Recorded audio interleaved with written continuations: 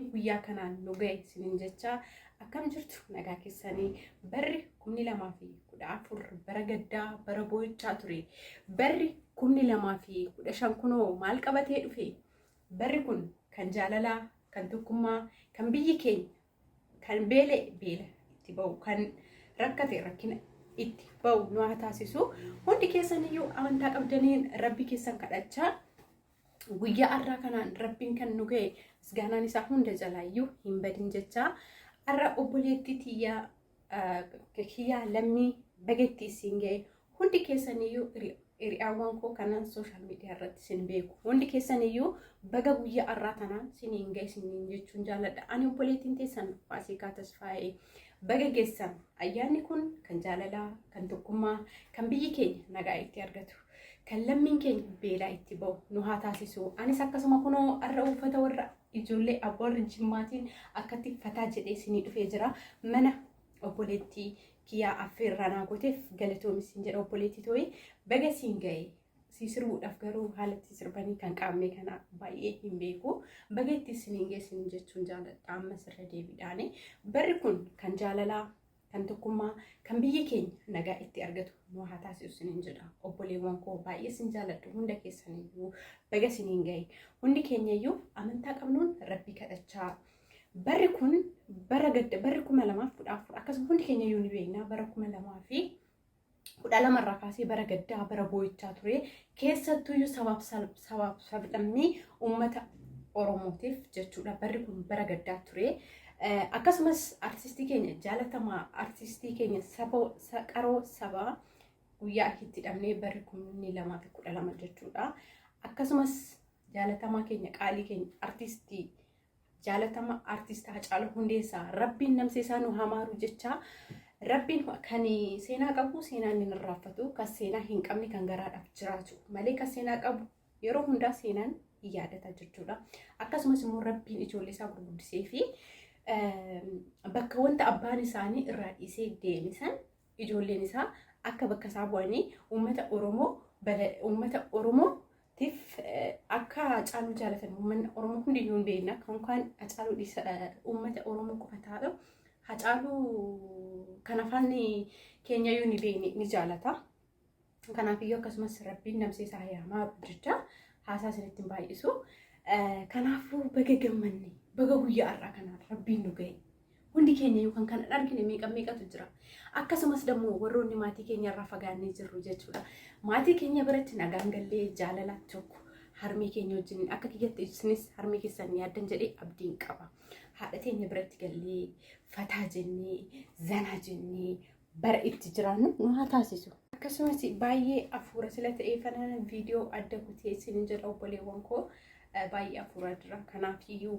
baga geenye isiniin jedha baga geenye guyyaa kana kan argine meeqatu jira rabbiin kan nu biraa boqotaniifis rabbiin jannata isaa nu haa teechisu kan du'eefis rabbiin namseesaa nu hamaaru nus immoo iyyuu nagaan rabbiin gara biyya keenya nagaan nu galchee nama maatii keenya wajjin kolfinee taphan nu haa taasisu kunaan obboleettiin teenya uffata warra jimmaatiin akkatti fataa jedhee isinii dhufee jira uffata aadaa Oromoo naffiin qaba kanaaf har'a guyyaa har'aa kunoo kanaanaan fataa jedhee isinii dhufee isiniin jedhaanii obboleettiin teessan akkasumas immoo warroonni kiyaan hin beeknan jirtanii chaanaal ishii sabskiraayibii koomentii laayik shor godhuudhaan maatii ishiitti makamaa isiniin jedha jajjabeessadha walaa jajjabeessinu mitii wal qabattee laga wal ciisiste sila taaneefu harri ayyaana hoggaatii kunooti uffata kana bara 2019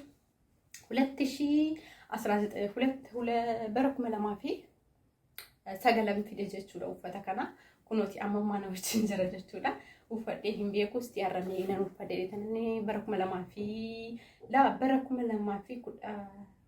fide bara 2010 fide jechuudha akkasumas guyyaa irreessa deemanii ijoolleen keenya irreessatti obboleewwan baay'ee irreessa irratti guyyaa dhabne sana fide jechuudha uffata kana akkasumatti fakkaate 2010 fide natti fakkaate irraanfatee jira kun ammoo haadha inuma ta'a kanaafuu oromummaa kiyyaan nan boona oromummaa kiyyaan baay'een boona kanaaf baga gammaddan isiniin jechuun jaaladha ammas irra deebiidhaan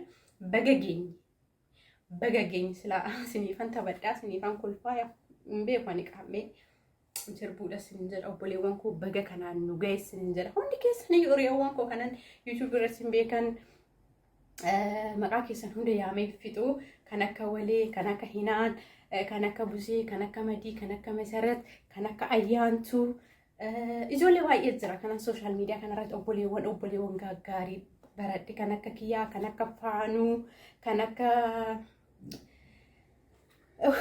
maqaan keessan rabbii warra barana jira garuu hunda keessanuu yaamee fixuu hin danda'u ijoollee baay'een kana sooshaal miidiyaa kanarratti baradhe jechuudha. Kan akka maqaan irra jira hunda keessaniyyuu jechuudha baay'ee sin jaaladha baay'ee sin kabaja ijoolleen sooshaal miidiyaa irratti baradhe jechuudha. Akkasumas hundi keessaniyyuu akka fayyaanaa taatan immoo namni tokko sooshaal miidiyaa qofa irratti wal baree osoo hin ta'in gara biyya keenyattis gallee kan waliin akka obbolummaatitti wajjiniin chaanala bannee kana waliin wal gargaarree bakka guddaa geenyu ደግሞ abdii guddaa sanarraa qaba. Asirratti bichaa wal bira hafuu qofa osoo hin ta'in gara fuulduraattis akka bakka guddaa waliin geenyu abdii guddaa isinirraa qaba isiniin jedha obboleewwan kiyya gaaddisee kan akka gaaddisee jechuudha. Gaaddisee baay'ee nama jaaladhu takka jechuudha. Isa dhugaa isiniin jedha. Ijoollee baay'een yuutuubara kanarratti obboleewwan gaarii nan qaba. Kanaafiyyuu as bichaatti osoo hin ta'in gara biyya keenyattis gallee wajjiniin akka hojjennu rabbiin nagaan gara biyya keenya nu agarsiisu isiniin jedha obboleewwan kiyya. Akkasa isiniin jedha warroonni immoo baga geechan hundi keessaniyyuu asiin baga isiniin ga'e hunda keessaniyyuu isiniin jedha. Isa dhugaa isiniin jedha hunda keessaniif yoo duunan viidiyoo hojjedhee isin ergee baay'ee natti tola. Ammayyuu daqiiqa takka tanarraa gadi baanaan viidiyoo kana nan hojjedha jedhee gara kana dhufe isiniin jedha obboleewwan kiyya. Kanaafiyyuu baay'ee sin jaaladha baay'ee sin kabajaa hundi keessaniyyuu fayyaanaaf ta'aa jiraadha.